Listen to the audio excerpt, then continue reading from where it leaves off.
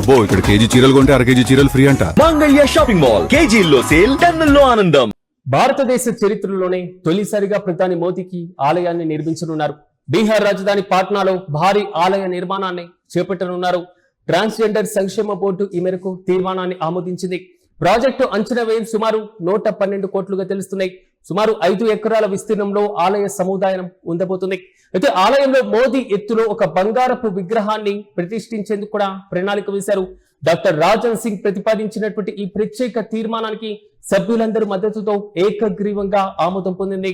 అయితే ట్రాన్స్జెండర్ల కోసం ప్రత్యేకమైనటువంటి ప్రార్థనా స్థలం ఏది లేనందున మోదీనే దైవంగా ప్రతిష్ఠించి గుడి కట్టాలని ఈ నిర్ణయం తీసుకున్నట్లుగా తెలుస్తుంది. ట్రాన్స్జెండర్ వ్యక్తుల యొక్క హక్కుల చట్టం 2019కి సంబంధించి కృతజ్ఞతగా మోదీకి బంగారపు గుడిని నిర్మించనున్నారు. ప్రస్తుత అనుమతుల్లో అంటే ప్రధానంగా ప్రభుత్వ అనుమతితోనే ప్రస్తుతం త్వరలోనే నిర్మాణ పనులు చేపట్టేటువంటి అవకాశాలు అయితే చాలా స్పష్టంగా కనబడుతున్నాయి. ట్రాన్స్జెండర్ సంక్షేమ బోర్డు నిర్ణయం పైన భిన్నాభిప్రాయాలు కూడా వ్యక్తమవుతున్నాయి. ఇదిలా ఉంటే సాధారణంగా ఆలయం అంటే రాముడు, కృష్ణుడు, శివుడు లేదా మరో దేవుడు లేదా దేవత ఆలయము ఉంటూ ఉంటాయి. కానీ మన దేశంలో సెలబ్రిటీలకు, పాపులర్ వ్యక్తులకు, జాతీయ స్థాయిలో పేరు ప్రఖ్యాతులు పొందినటువంటి వారికి ఆలయాలు కడుతూ ప్రేమను, అభిమానాన్ని చాటుకుంటున్నటువంటి అభిమానులు చాలా మంది ఉన్నారు. దేశంలోని కొన్ని చోట్ల మహాత్మా గాంధీకి ఆలయాన్ని కట్టారు. కొన్నేళ్ల క్రితం తమిళనాడులో అప్పటి సినిమా హీరోయిన్ ఖుష్బు కూడా గుడి కట్టినటువంటి సందర్భాలు మనం చూసాం. ఇక ప్రధానమంత్రి నరేంద్ర మోదీ కూడా ఆలయాన్ని నిర్మించబోతున్నారు. బీహార్ రాజధాని పాట్నాలో ప్రధాని నరేంద్ర మోదీకి ఒక భారీ ఆలయాన్ని నిర్మించేందుకు ట్రాన్స్జెండర్ సంక్షేమ బోర్డు ఒక తీర్మానాన్ని ఆమోదించింది. దీంతో భారతదేశ చరిత్రలో తొలిసారిగా ఒక ప్రధానమంత్రికి ఆలయాన్ని నిర్మిస్తున్నటువంటి ఘనతను ప్రధాని మోదీ పొందారు. ఈ ఆలయంలో ప్రధాని మోదీకి ఆయన ఎత్తుంటారో అంత ఎత్తున్నటువంటి ఒక బంగారపు విగ్రహాన్ని కూడా ప్రతిష్ఠించబోతున్నారు.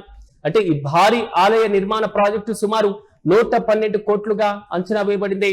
పాట్నా నగరంలో ఉన్నటువంటి ఒక ప్రధానమైనటువంటి ప్రాంతంలో సుమారు ఒక 5 ఎకరాల విస్తీర్ణంలో ఈ ఆలయ సముదాయాన్ని నిర్మించాలి అనేటువంటి ఆలోచన చేస్తున్నట్లు తెలుస్తున్నాయి.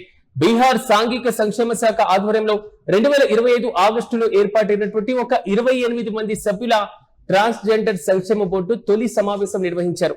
అయితే బోర్డు సభ్యులు డాక్టర్ రాజన్ సింగ్ ఈ తీర్మానాన్ని ప్రతిపాదించిన వెంటనే సభ్యులందరూ కూడా ఏకగ్రీవంగా ఓకే చెప్పేశారు.